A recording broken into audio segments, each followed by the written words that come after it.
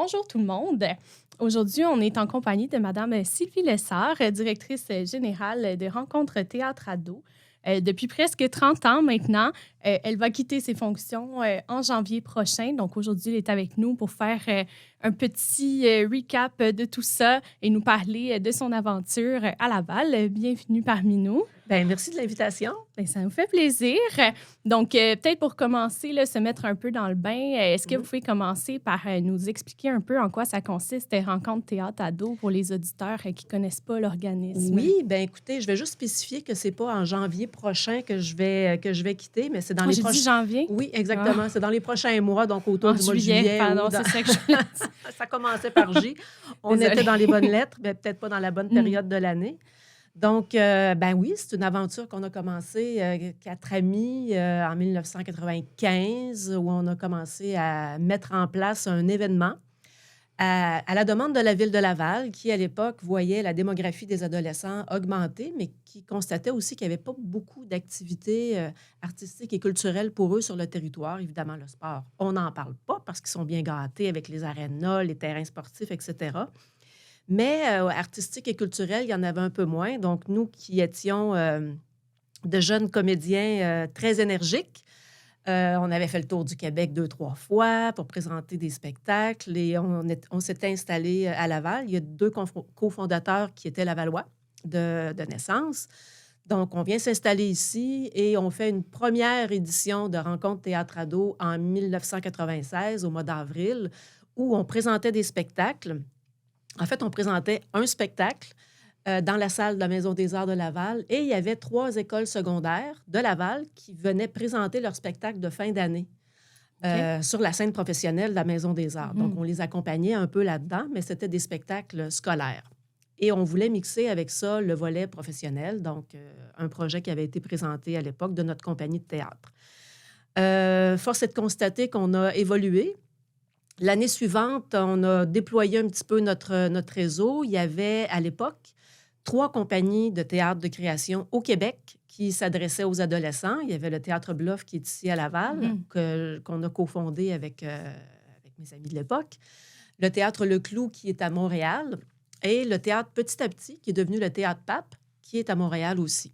Donc, l'année suivante, on a déployé un petit peu plus notre programmation. Il y avait toujours le volet scolaire où des écoles secondaires venaient présenter leur spectacle de fin d'année à leur public sur la scène professionnelle de la Maison des Arts, toujours au mois d'avril. Puis les années suivantes, subséquentes, on a développé un peu plus notre réseau. Il y a d'autres compagnies qui ne s'adressaient pas nécessairement au public adolescent qui étaient intéressés à nous et à venir voir ce qui se passait à Laval. Puis là, ben aujourd'hui, presque 30 ans plus tard, ben on est rendu à...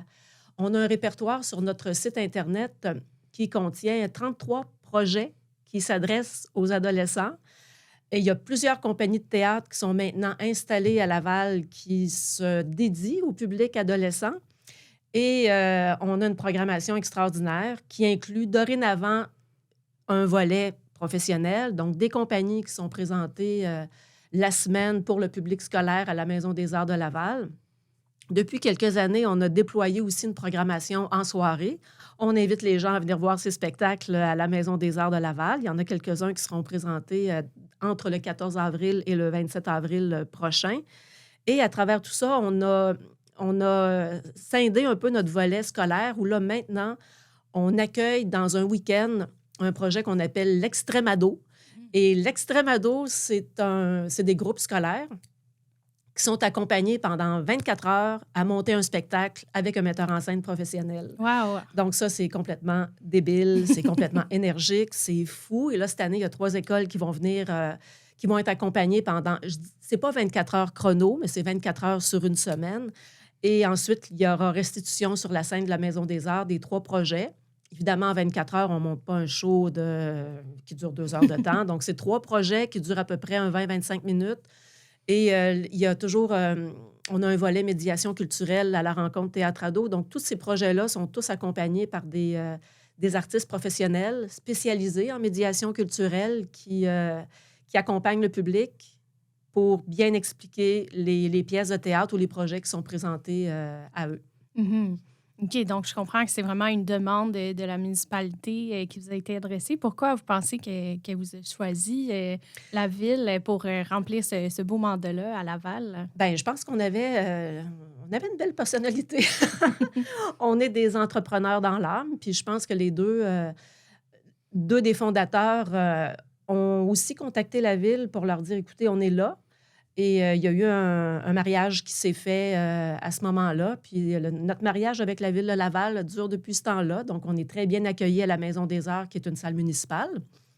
Et on a un très beau partenariat aussi au niveau des subventions, au niveau du soutien, d'un soutien technique, et cetera, avec la ville. Donc puis on est content aussi d'avoir pu, en tout cas, je suis contente d'avoir pu faire bonifier la ville de notre expertise. Puis là, je souhaite juste que pour l'avenir, qu'il y ait un autre capitaine qui prenne le bateau de la RTA, puis qui soit aussi fier que moi, puis de mon équipe, d'être à Laval et d'amener quand même une personnalité culturelle vers le jeune public ado qui n'existe pas ailleurs. Donc ça, c'est bien important. Puis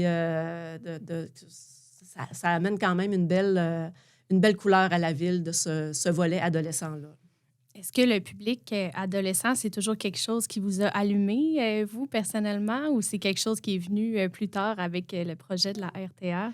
Bien, étrangement, c'est comme un rêve d'adolescence. D'où je viens de Sainte-Marie-de-Beauce, on n'avait pas beaucoup d'activités culturelles. Et je faisais du théâtre à l'école. L'improvisation, ça n'existait pas nécessairement dans mon temps. Mes cheveux blancs le représentent. C'est venu un peu plus tard chez nous, chez moi en tout cas, l'impro, mais ça m'a toujours manqué de ne pas avoir eu accès à des activités professionnelles, artistiques, culturelles chez nous. Donc, on dirait qu'avec mon parcours d'étudiante, le cégep où je suis allée, quand je suis arrivée à Montréal, j'ai comme constaté qu'il y avait vraiment une vie culturelle, professionnelle que j'avais jamais connue. Et avec une gang d'amis, on s'est dit, tiens, pourquoi pas faire des spectacles? On était accompagnés aussi à l'époque pour notre premier spectacle par 2 auteurs qui sont devenus prolifiques, Pierre-Yves Bernard et Claude Legault, qui ont écrit un spectacle pour nous, notre gang d'amis. Puis, avec Pierre-Yves, on a fondé le Théâtre Bluff aussi à l'époque. Puis, ça nous a comme amené à tourner nos spectacles. Mais comment on fait ça? Créer un spectacle et ensuite l'amener vers un public. Quand, dans les années 90, c'était plus ou moins organisé la diffusion de spectacles pour le public scolaire dans les salles du Québec. Donc, on s'est dit, bien, on va appeler dans les écoles, puis on va jouer nos spectacles pour le public adolescent dans les écoles secondaires. Donc, on a pris le bottin, on a pris les adresses, les numéros de téléphone des écoles, puis on a fait notre petit bonhomme de chemin comme ça. Puis, en tournant notre spectacle pendant à peu près 2-3 ans, il y a des spectacles dans lesquels j'étais, il y en a d'autres dans lesquels j'étais pas. L'idée d'amener ça dans un festival, on s'est dit, bien, pourquoi pas? Puis, de jouer sur une scène professionnelle, c'est drôlement plus intéressant que de jouer dans une cafétéria. Ben oui, c'est certain. C'est une belle opportunité Ou là, dans un à cet gymnase. âge-là. Complètement. Donc, on était jeunes. À ce moment-là, on était plus début vingtaine. Puis, écoute, le chemin s'est fait tranquillement, pas vite. La RTA est arrivée dans ma vie un petit peu plus tard. Puis, on est rendu là aujourd'hui. Super. Et puis, qu'est-ce que vous pensez que ça amène à ces jeunes-là qui participent à vos activités, la médiation culturelle, qui vont voir vos spectacles, qui interagissent avec les comédiens? Qu'est-ce que vous pensez que ça peut apporter là, à leur cheminement personnel et scolaire? Bien, ce qui est intéressant avec toutes les rencontres préparatoires au spectacle qui sont durant le festival à la Maison des Arts, c'est qu'on a... Chacun des spectacles est accompagné d'un artiste médiateur. Ils vont en classe, ils rencontrent les jeunes. Puis l'idée, c'est pas de raconter le spectacle du début à la fin.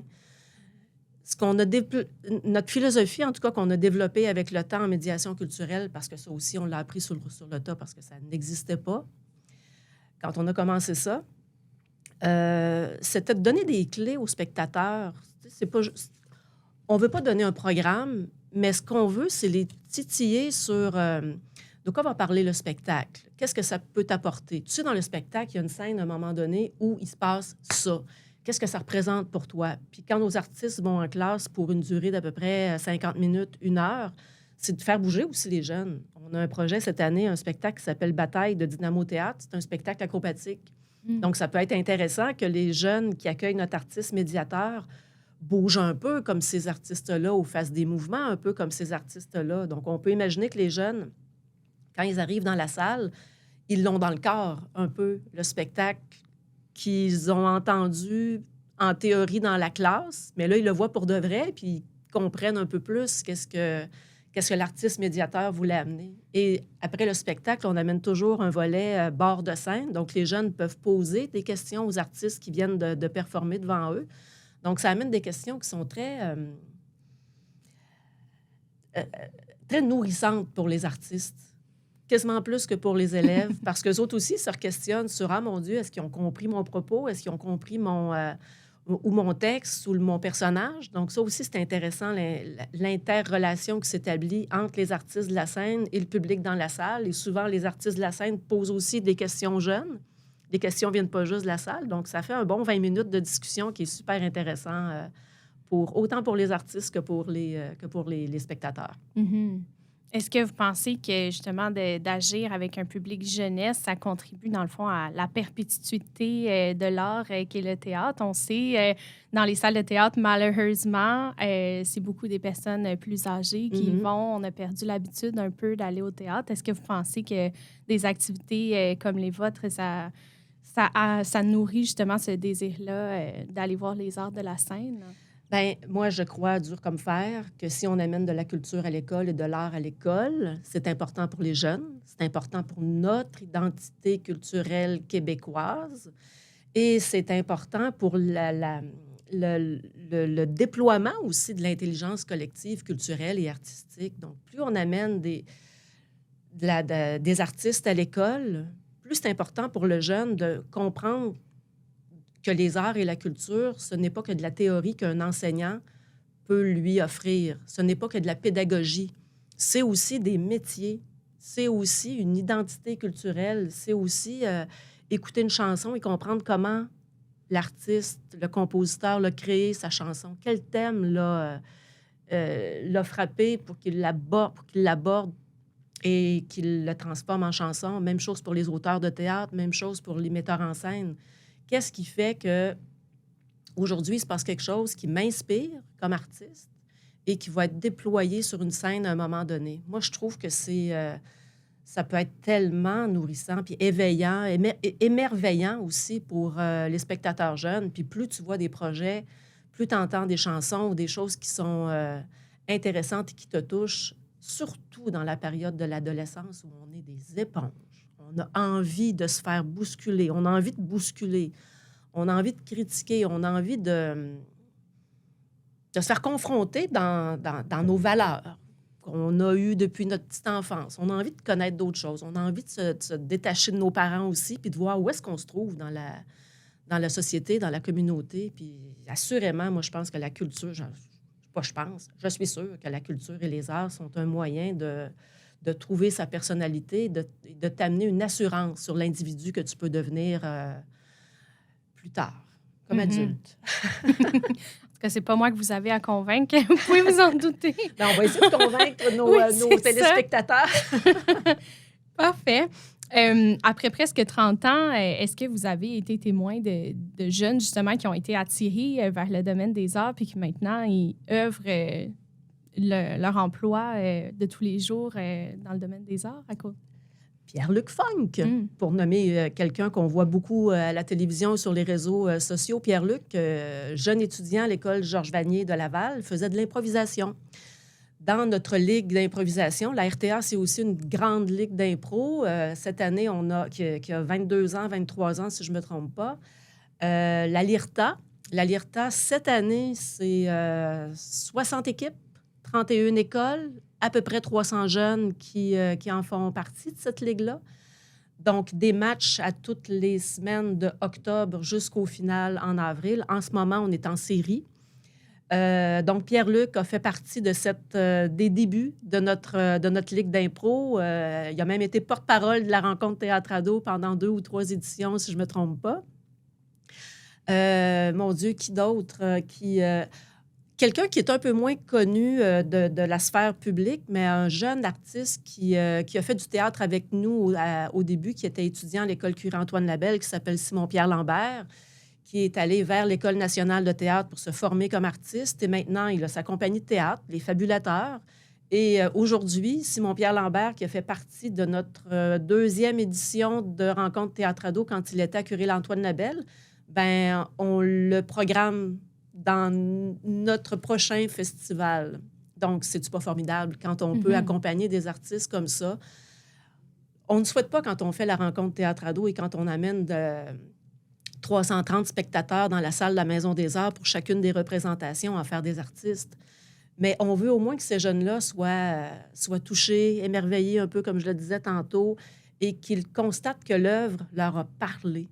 Puis s'il y en a là-dedans qui deviennent des artistes plus tard, bien, grand bien leur face, on aura été une bougie d'allumage pour eux. Puis il n'y a rien de mieux dans la vie, en tout cas, quand on vieillit un peu, que d'être passionné et devenir passionnant pour les autres et amener une petite passion, justement, quelque part, qui fait que les gens se déploient là-dedans. Ça fait des beaux souvenirs, en tout cas, à raconter.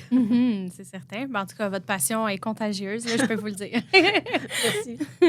Donc, 30 ans, c'est beaucoup de temps quand même. Ça représente beaucoup de travail, beaucoup de projets. Est-ce que vous pouvez me parler d'un peu un ou quelques-uns de vos projets les plus marquants à la RTA? Depuis les 30 dernières années? Oui. Écoute, on a combien de temps? Hein? On a combien de temps? Ben oui, écoute, en 30 ans, il est arrivé toutes sortes d'affaires. Tu as dit, c'est beaucoup de temps, mais quand on regarde de mon point de vue, c'est juste là, c'est hier, tu sais, ça passe vite, ça passe intense.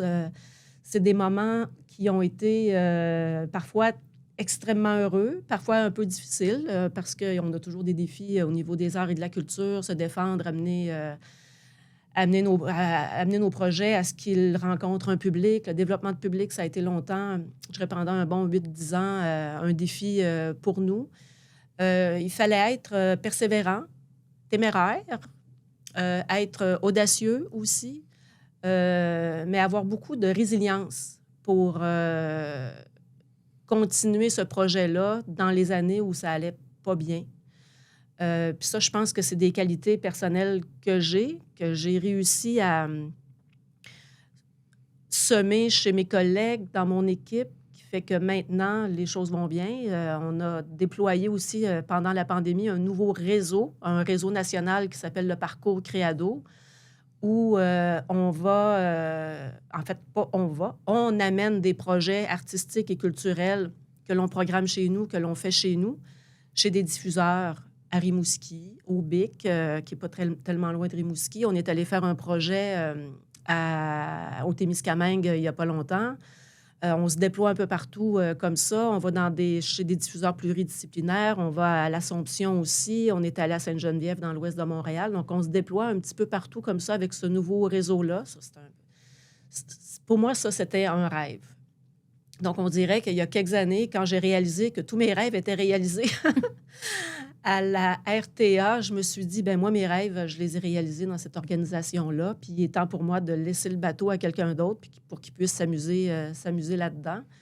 Mais j'ai réalisé tous mes rêves avec des démarches qui étaient parfois un peu difficiles à grimper. Mais à chaque fois qu'on était arrivé à quelque part, on prenait notre temps et ensuite on en grimpait une autre. Comme je disais, il fallait de la patience puis beaucoup de résilience. Et puis, c'est quoi vos nouveaux rêves maintenant pour la suite? Qu'est-ce qui vous attend après la RTA? Personnellement? Oui. Je suis passionnée par les ados. J'ai envie, c'est pas tout à fait articulé dans ma tête, mais j'ai envie de toujours œuvrer auprès des adolescents puis des jeunes, devenir mentor, devenir expert conseil. Je sais ce que c'est être directrice générale d'une organisation qui peut parfois être un peu bancale ou ça peut pas tout le temps aller à notre goût. Donc, être un soutien, une oreille au directeur général d'organisations qui vivent des moments un peu difficiles. Il ne faut pas se décourager. Des fois, c'est juste de prendre son temps, de bien réfléchir. Donc, je suis un peu dans cet esprit-là, mentor et expert conseil. Une oreille aussi pour certaines personnes, parce que quand on est directeur général d'une organisation, qu'elle soit petite ou grande, on est souvent tout seul.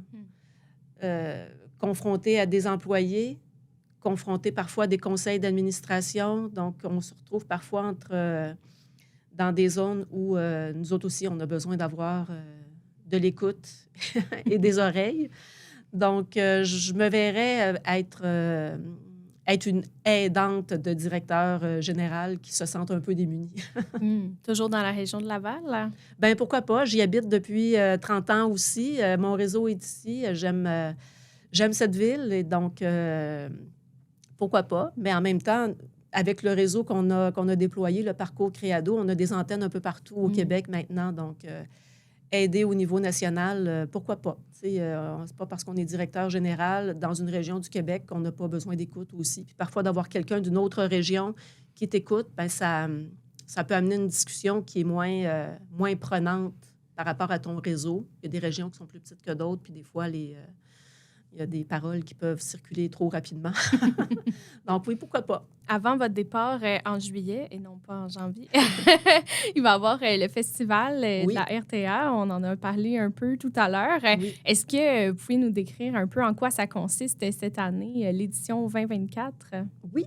En fait, comme je le disais en début, la rencontre Théâtre Ado, c'est un événement au mois d'avril. Cette année, ça dure 2 semaines, comme à notre habitude quand il n'y a pas de pandémie. Donc, du 14 avril, dimanche 14 avril, jusqu'au samedi 27 avril, il y aura et des spectacles, et l'extrême ado, et des matchs des étoiles de notre LIRTA, et les finales de notre LIRTA aussi. Donc, il y a des représentations en soirée qui sont ouvertes grand public et des représentations qu'on a mis en soirée et le dimanche après-midi qui sont ouvertes, comme je disais, au grand public, sont en formule qu'on appelle chez nous « Sors ton ado ». Qu'est-ce que ça veut dire, « Sors ton ado »? Ça veut dire que les billets coûtent moins cher quand vous, adulte, vous êtes accompagné d'un adolescent. Donc, 50 moins cher, je pense que ça vaut la peine. Déjà que les billets ne sont pas trop chers. Donc, ça vaut la peine de profiter de ce programme-là, « Sors ton ado » de la rencontre Théâtre Ado. Donc, le dimanche après-midi, comme je disais tantôt, on a un projet qui s'appelle Bataille de Dynamo Théâtre, du théâtre de mouvement. Donc, si vous avez des enfants qui aiment bouger, qui aiment faire de l'éducation physique ou de la gymnastique, c'est un projet qui est hyper intéressant pour eux parce que on n'est pas dans un théâtre trop verbeux, on est dans un théâtre de mouvement. Donc, c'est super intéressant. On a un projet très touchant qui se dédie aux adultes, lui, mais quand on l'a vu, on s'est dit, je pense que ça peut toucher les adolescents.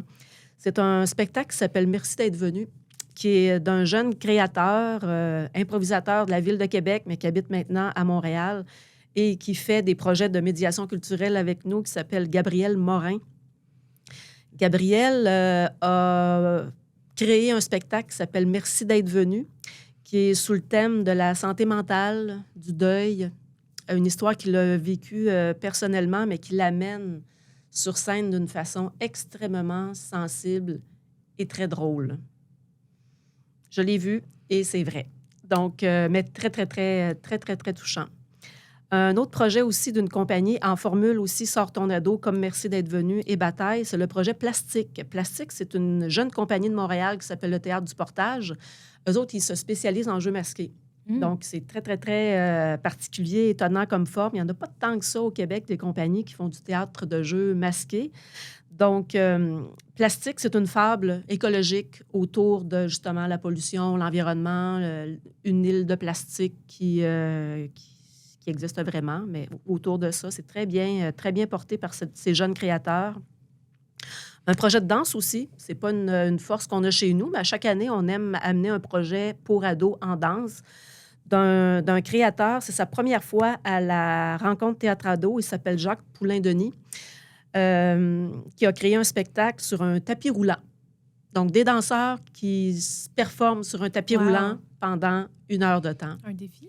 Un défi, c'est merveilleux. J'ai eu l'occasion d'assister à ce spectacle-là aussi en première il y a 1 an et demi et la salle au complet s'est levée debout après la représentation pour saluer la performance de ces danseurs. Donc, on-off.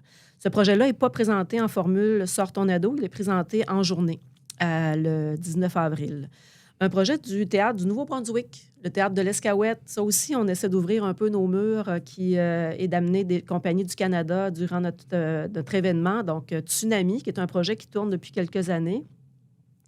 Un projet d'une compagnie lavalloise. On a 2 compagnies lavalloises cette année à notre programmation. Une jeune compagnie de la relève aussi, le Théâtre Tombé du ciel, avec 2 artistes, dont une qui a étudié à l'école Cure-Antoine Labelle il y a longtemps, donc Marie-Ève Laverdure et Marc-André Brunet, qui ont créé un spectacle qui s'appelle One Life, qui est un projet autour d'une jeune fille qui s'amuse à son jeu vidéo.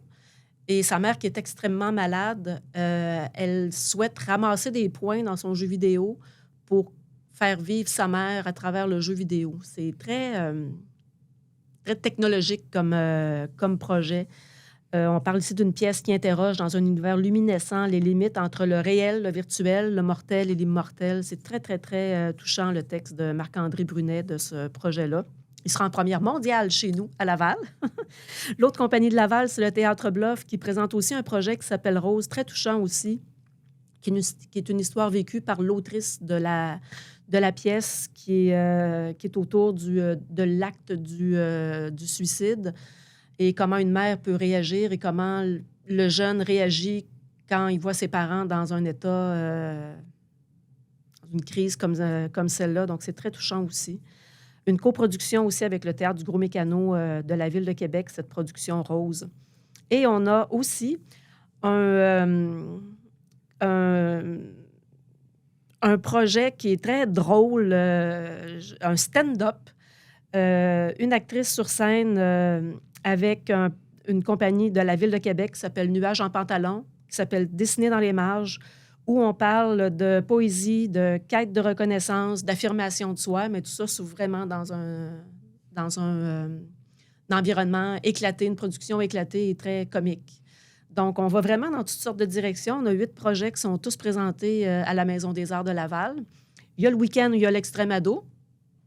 Et il y a les soirées finales de Match des étoiles de la LIRTA qui se retrouvent aussi sur notre site Internet, rtado.qc.ca, pour avoir tous les détails de la programmation détaillée aussi.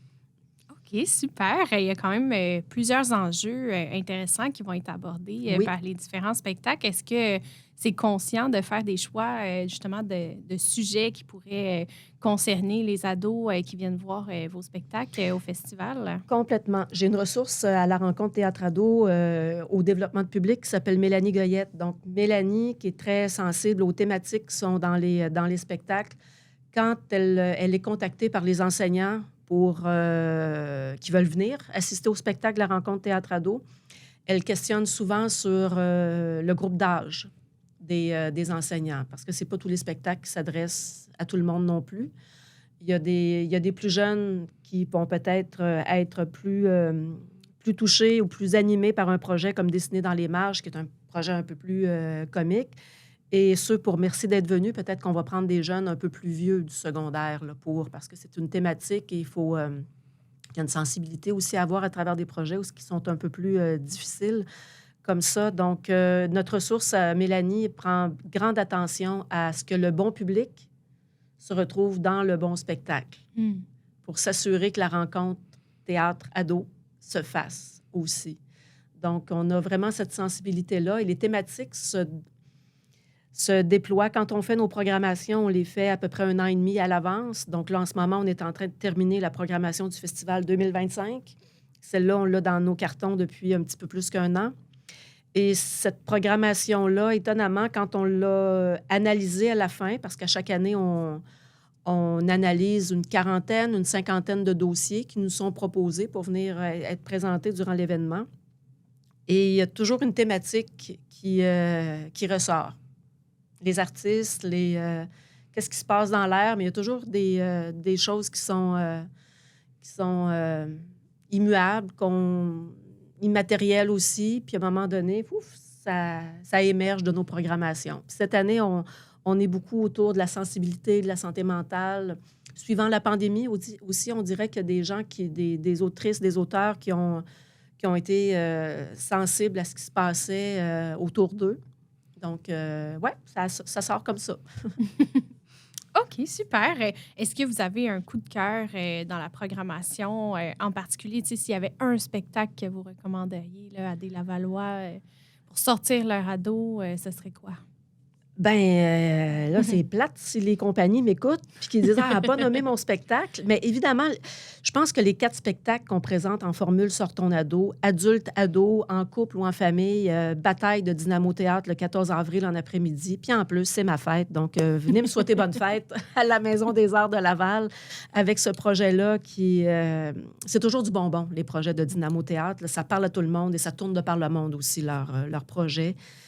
Merci d'être venu, qui va être présenté aussi en formule très intime. On n'est pas dans la grande salle à 330 spectateurs à Merci d'être venu. On est vraiment dans le studio de la Maison des Arts à 80-90 spectateurs. Donc, les gens qui voudront interagir avec l'artiste après le spectacle, Gabrielle se prête à la discussion avec eux après les shows.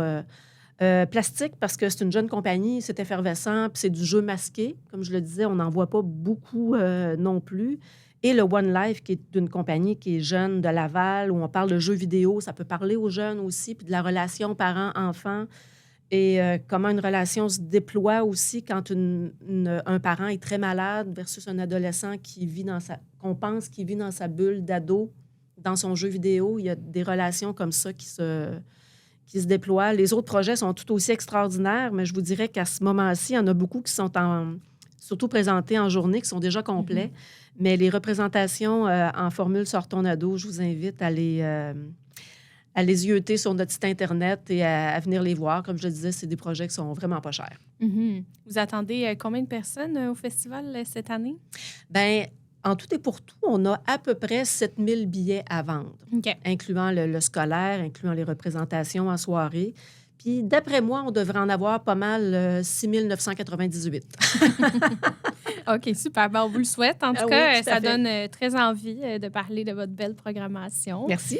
Donc, je pense que ça conclut notre entretien aujourd'hui. Merci beaucoup d'avoir accepté de vous prêter au jeu. Ça a été un plaisir de discuter avec vous. Puis, bonne fin de journée, tout le monde. À bientôt. Merci. Merci beaucoup.